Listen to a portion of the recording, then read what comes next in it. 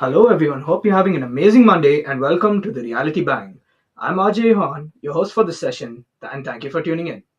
That said, if you guys want to contribute to our topics, have any questions, or just want to tell us what an amazing job we're doing, you can reach out to us at 6364252164. Now let's jump right into today's topic. The topic is Mother's Day Special, and we have a special guest for the show. Amy, would you please introduce yourself? I'm Amy, and I am a college student. It's indeed a pleasure to have you. For this edition of the Reality Bang, Amy and I will be having a discussion about Mother's Day. But before that, let me give you a few facts about Mother's Day. Mother's Day was made official on May 14th, 1914. However, the idea began when a lady named Anna Jarvis started Mother's Day to honor her own mom who worked tirelessly serving moms after the Civil War. The second, the carnation is the official flower of Mother's Day. This began when Anna Jarvis sent hundreds of carnations to her West Virginia home church to honor mothers in that congregation. Mother's Day is the busiest restaurant day of the year.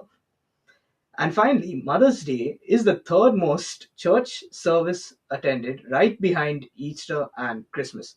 Now, let's jump right into the discussion with Amy. Uh, let's start off with a wholesome question.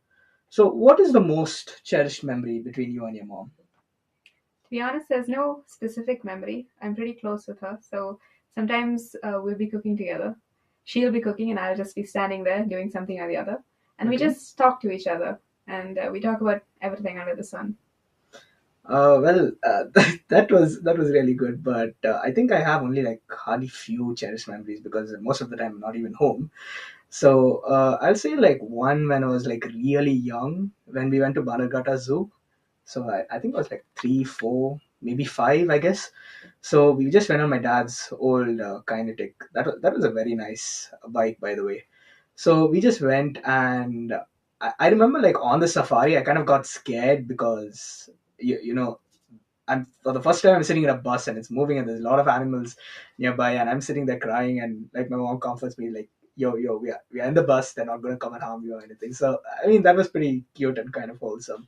So let's move on to the second question. Now, what are the similarities between you and your mother? I look a lot like her. Everyone always says that I look like her. Hmm. And interestingly enough, we are studying the same thing. She also studied chemistry, and I'm also studying that now. Well, I actually don't have that much of similarities to my mom. Uh, I think probably just one is where she always had this thing like unless she gets it done, she's never going to sleep, eat, or do anything else. So there's a task. Say if she's washing the clothes, she finishes that and then she moves on to something else. So I think I have pretty much that because like earlier during my college year, like we had a couple of assignments, so I didn't know which to start first. So I decided to start my portfolio first, and I finished that first, and then I went on to the other. So I mean, it did take a longer time. It took about like 2 3 days, but still, I just continued, and it was the best decision. Like everyone else left the portfolio for the end, but I finished it first, so I'm happy with that. So coming over to the third question now, what was the moment you felt that your mother was very proud of you? I actually had to call my mother for this one because I can't think of a single thing that is pride worthy. I called her and she told me some interesting things. So apparently, she's very proud of me when I do things without being told, like Mhm. doing the dishes. That's huge for her. And she told me something I didn't even remember. Uh, we were playing basketball on the roof with my brother and another friend, and as you do, and my brother threw me the ball and it went over my head to the ground, and we're on like the third floor, so it fell down all the way and it fell like really really close to this woman who was pushing a baby in a stroller. It didn't hit them, but it like They made a were loud fine, noise. right? They Yeah, were they were fine, fine. right? And I ran down to get the ball, and that woman was like yelling at me, like, "How could you do this? Think of the baby." And I was so scared. I just picked up the ball and ran all the way home. But then that night, and this is what I don't remember. Like, I remember everything till here. Okay. But apparently, in the night, I was feeling so bad that I got up in the night and I was like, I'm gonna go and apologize to them. My mom didn't let me, but she said she was very proud of me. So wait, did you apologize in the end? Later on, like much later. Okay, I mean the apology still happened. I mean, The Let baby me. was fine. The baby was fine, right? No Yeah. injuries, no nothing. Okay, no court case. Okay, so for me, I think like I mean, which I can remember of, was during my second PU. We had this cultural event. So it's in college. So just the year before, I had taken part in the singing auditions for just a single part, and I kind of failed in that. Like I did not get selected to, you know, present on the cultural day. And I remember coming home. I took leave from college, and I did come home, and I was very sad. Like my mom could tell I was very sad, so she just gave me food, and I had to go for tuition. So I went for tuition, and I was like, I cannot study. My mind is so messed up with the auditions and all.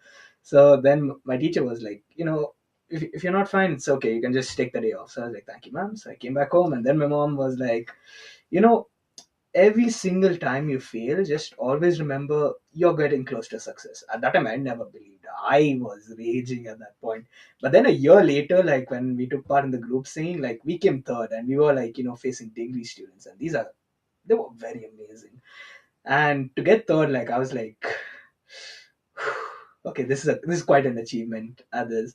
And then when I came home, my mom told like, see, I told you a year ago never to give up, and look what it produced. And that time you were yelling at me, but now see, you're happy. So I'm like, okay.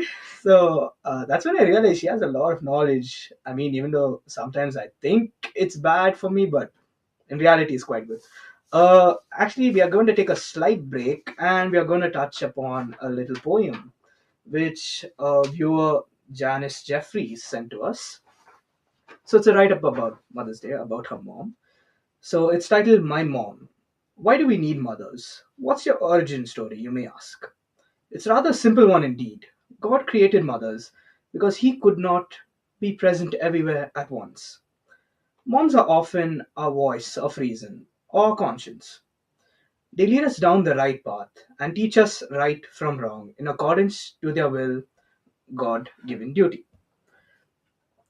Now, what makes moms so awesome? Here are just a few reasons I could think of. Number one, unconditional love. Moms love their children unconditionally, no matter what they do or how they behave. This love is constant, unwavering, and always present. Number two, sacrifice. Moms make countless sacrifices for their children, often putting their own needs and desires aside to ensure their children are happy and well cared for. Number three, guidance. Moms are often the ones who guide their children to life's challenges, providing advice, support, and encouragement along the way. Number four, wisdom. Moms often have a wealth of wisdom and life experience that they can pass down to their children, helping them navigate through the complexities of life. My mom has been the biggest source of support in my life. She stood by me when no one else would, discovered my talents, made me pursue my hobbies, dreams, and so on. Everything I am today is thanks to her. So thank you, moms everywhere, for all that you do. That was indeed a very, very wholesome write up. I really love that. Coming over to my fourth question. Now, what are the times you felt that your mother was the most worried about you?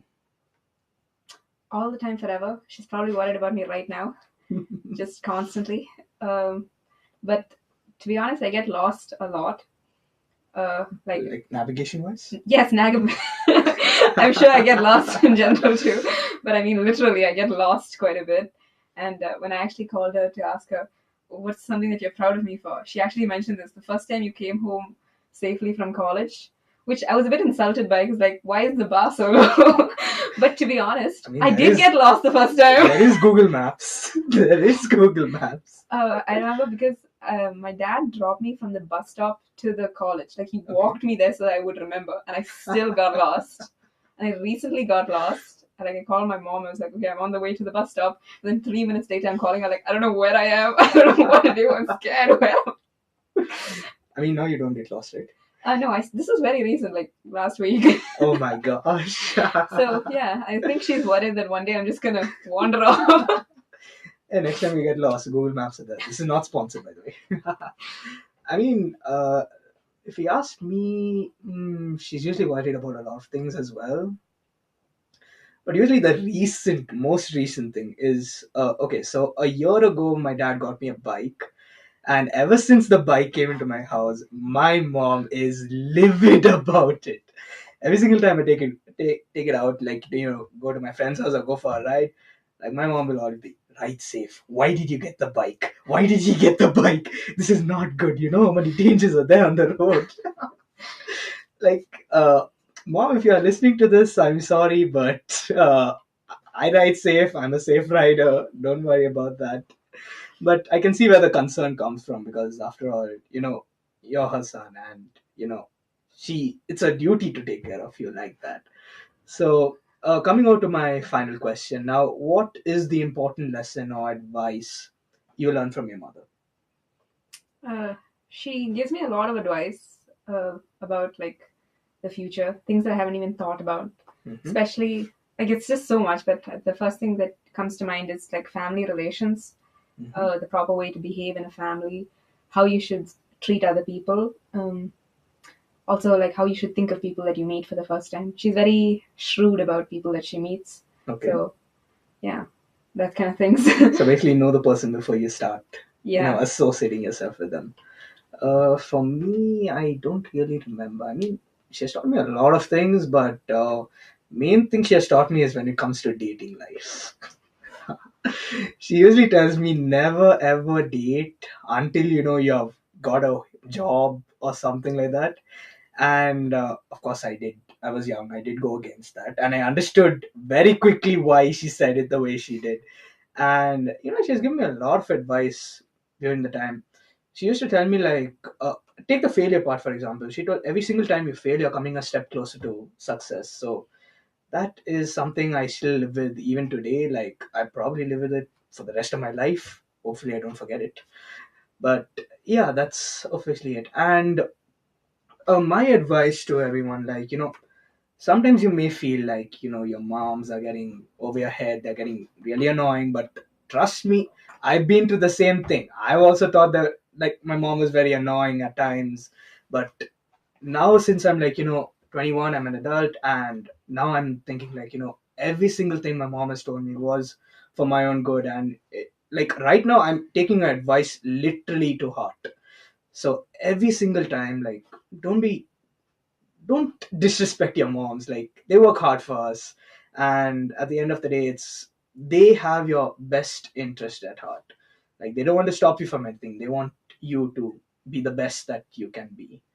Amy, would you like to say anything to close it? Yeah, actually, I just wanted to say something about actually something that someone else told me. I Hmm. was talking to a friend of mine in college, and she was basically telling me about her own life. She was telling me about how nowadays, because of a recent fight that was in her house, she just goes home, like she eats and she studies, and then she goes to college the next day. She's like not talking to her mother. But like I thought it was very interesting that even when she was telling me this, like she was trying to act all cool and indifferent, like I don't even want to talk to them anymore. She was almost crying. Like it's very obvious that it was hurting her a lot to be Yeah. emotionally away from her mother. Yeah, so if there's any problem, just talk it over with your mom. Like, chances are they may not understand, but you still have a good chance that they might understand, and as I said, they have your best interest at heart. So that officially brings us to the end of today's show. Thank you, Amy, for joining the show. It was a pleasure to have you.